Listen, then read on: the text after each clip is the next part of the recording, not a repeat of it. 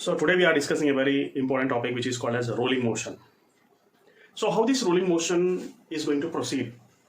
When a body is kept on an inclined plane, that is a rolling body especially, rolling bodies can be solid sphere, hollow sphere, cylinder, whatever it may be, ring, disc also you can consider. All these are coming under rolling bodies. If a body is trying to roll downwards, how many forces are acting on that body? Let us discuss. One is mg is acting downwards.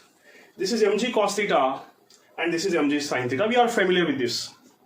And the force which is trying to pull it downwards is taken as a rolling force. Okay. So let us discuss how this rolling force we are going to get. Let us see here now. So you all know that force rolling is nothing but force rotation plus force due to translation. Okay. So actually rolling is a combination of translation and rotation. Rolling is a combination of translation and rotation. So anyhow, translation how are we going to get and rotation how are we going to get? You all know that force due to translation is just taken as mass into acceleration. That's it. Force is equal to mass into acceleration according to Newton's second law. But what about force due to rotation? How this force due to rotation is going to act? Let us see here now. So force is nothing but torque by radius. Because we all know that torque is nothing but force into perpendicular distance. And force into perpendicular distance, in this case, perpendicular distance is r, which is acting on the body. Because this is making 90 degrees. Perpendicular distance, this is a force, this is a perpendicular distance. And perpendicular distance is nothing but the radius here. Nothing but the radius. So here, this is going to be rotation here. So force is equal to torque by radius. Torque by radius. Then what about this torque here? What about this torque? Can you write this torque as I into alpha by radius? I into alpha by radius? Then what are we going to get now here? We all know that A is equal to R alpha. Alpha is equal to A by R.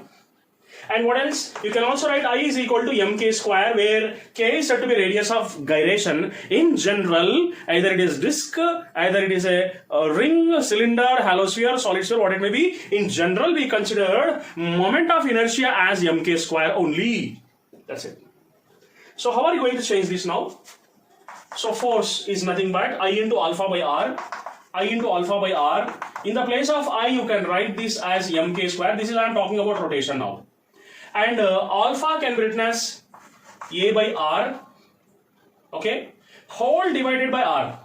So therefore, force due to rotation, the formula you are going to get is MA, you will get like that only.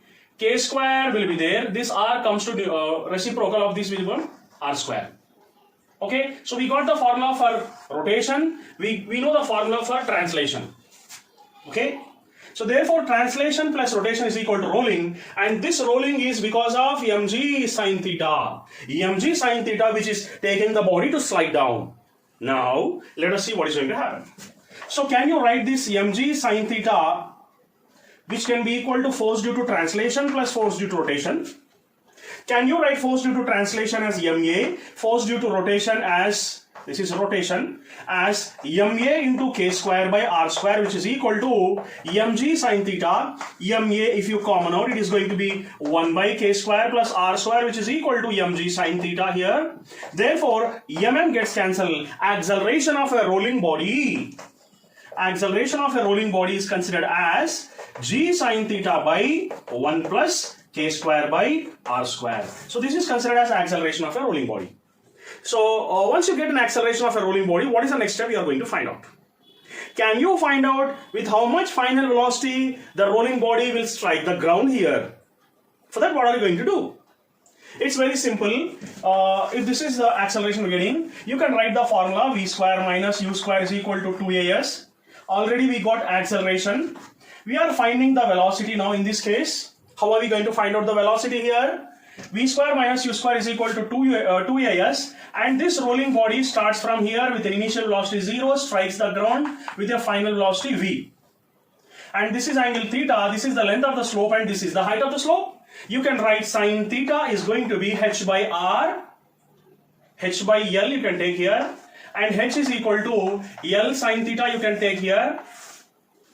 Then, as initial velocity of a body is going to be 0 before starting at the topmost point of the slope, then you can write v square is equal to 2as and v is equal to square root of 2as. This a is nothing but acceleration of a rolling body. Then we get a final velocity as 2. Acceleration of a rolling body is 2g sine theta by 1 plus k square by r square. But you got to know here that sine theta is nothing but h by l here. Sine theta is opposite side by hypotenuse. Then what are you going to do now? This is h here, okay? And what else here? S is there. S is nothing but acceleration we have written. S is nothing but L here. Can you write L sine theta which is here as h? Yeah, you can write. Therefore, velocity of a rolling body can be written as, this is 2gh and the remaining is 1 plus k square by r square. In this way, we are getting the velocity of a rolling body. Okay, so once you get the velocity of a rolling body, how can you find out how much time it has taken to slide down from top to bottom? How much time it has taken? For that, you need to do one thing. For example, here you can take s is equal to ut plus half at square. U is going to be 0. U is going to be 0 and time is taken as square root of 2s by a, acceleration of a rolling body here in this case. Because 2 into s divided by a under root, because t square is there here now. And you all know that s is nothing but the distance traveled from here to here, which is considered as length of the slope. That's it. It is considered as length of the slope. Now let us see what we are going to get now. So time, if you find out, this is taken as 2 into L. Acceleration is considered as g sine theta whole divided by 1 plus k square by r square you are getting.